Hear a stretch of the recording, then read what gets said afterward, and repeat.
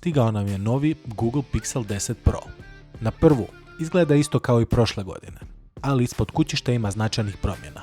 Uz bolji zaslon, novi čip i magnetsko punjenje, najveći naglasak stavljanja na AI funkcionalnosti. Je li novi Pixel doista može promijeniti način na koji koristimo mobitel, kako nas pokušava uvjeriti Google? Ali prvo, idemo vidjeti što se nalazi u kutiji.